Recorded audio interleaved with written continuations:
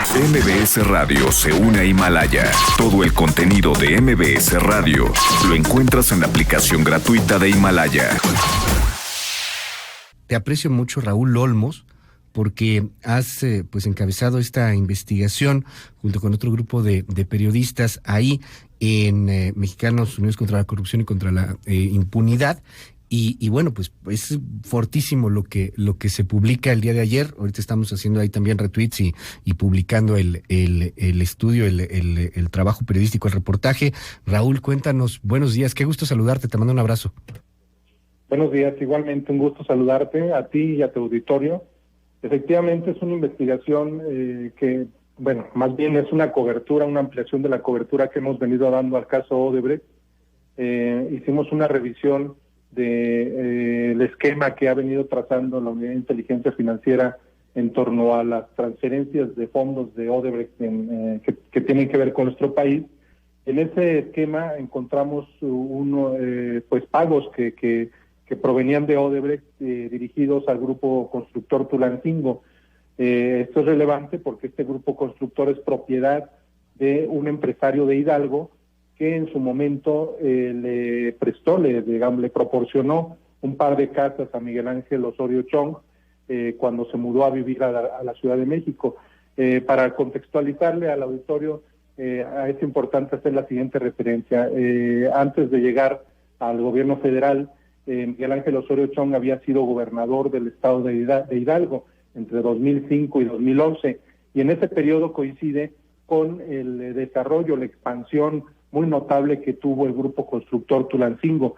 Recibió contratos por al menos 1.700 millones de pesos en aquella entidad cuando la gobernaba Miguel Ángel Osorio Chong, y cuando él concluye la gubernatura, se muda a la Ciudad de México y viene a ocupar una residencia en Bosques de las Lomas, que peculiarmente pues era propiedad del dueño del grupo constructor Tulancingo, es decir, vino a ocupar una casa que era de uno de los constructores favoritos, de los contratistas favoritos de su gobierno. Cuando esto se publicó en 2015 en la revista Proceso, el señor Osorio Chong justificó y dijo que esa casa no era propiedad de él, ni otra que había habitado en Lomas de Chapultepec, sino que se la rentaba a el señor Aniano Sosa, que es el dueño del grupo constructor Tulancingo.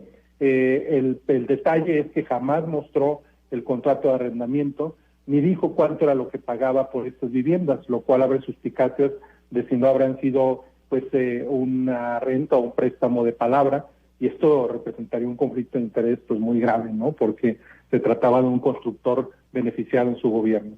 Esto, digamos, es el antecedente que es importante que el auditorio conozca, y lo novedoso, lo relevante que hemos venido publicando es que este mismo constructor que le proporcionó las casas, que dice Osorio Chong las rentó, pero que no, del cual no existe pues evidencia documental, este mismo constructor siguió recibiendo contratos ya en el gobierno federal y en forma destacada en dependencias que encabezaban personajes muy cercanos a Osorio Chong, incluido la Comisión para el Desarrollo de los Pueblos Indígenas, que en ese momento encabezaba Nubia Mayorga, quien había sido secretaria de Finanzas del gobierno de Osorio Chong en Hidalgo.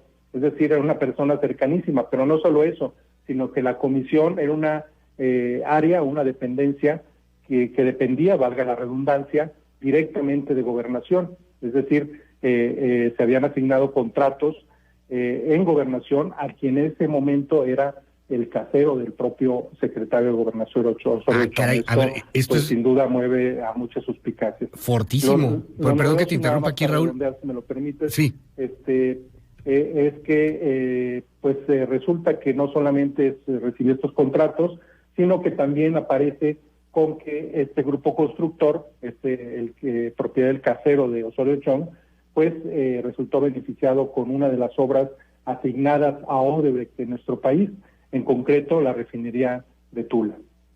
Es fortísimo porque, cuando fue gobernador de Hidalgo, pues ya era cuate, ya era constructor y hubo contratos ahí. Y cuando estuvo en gobernación también hubo contratos a través de Nubia.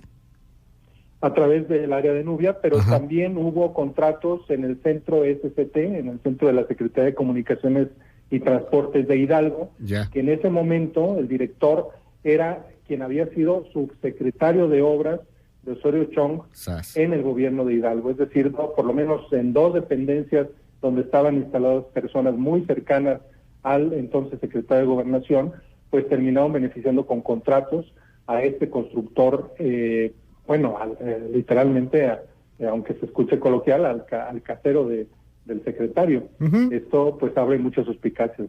Sí, pues es que es casero, pero también el secretario es su cliente.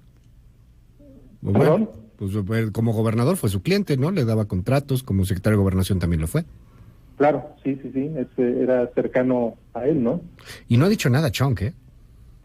No, bueno, lo consultamos antes de publicar, consultamos a su gente antes de publicar este reportaje, no hubo una postura, pues el silencio se ha impuesto, ¿no? Sí sería muy importante que diera una postura al respecto, saber si hubo estos beneficios, saber cuál es el trato que tiene con este constructor, la opinión misma de la investigación que se está haciendo en torno a su persona Ya. y en torno a los vínculos que hay con quien en su momento fue su casero, ¿no? Dicen que el que calla otorga. A ver. Bueno. Es un dicho muy sabio, ¿no? Sí, digo, porque no creo que no haya leído, yo creo que ya está muy enterado del tema del reportaje publicado, y pues estaremos ahí atentos y al habla, si nos permites. Raúl Olmos, te mando un abrazo, siempre la admiración y un honor poder platicar contigo. Gracias. Gracias por el espacio. Un saludo. Bueno, pues ahí está el tema de Osorio Chong.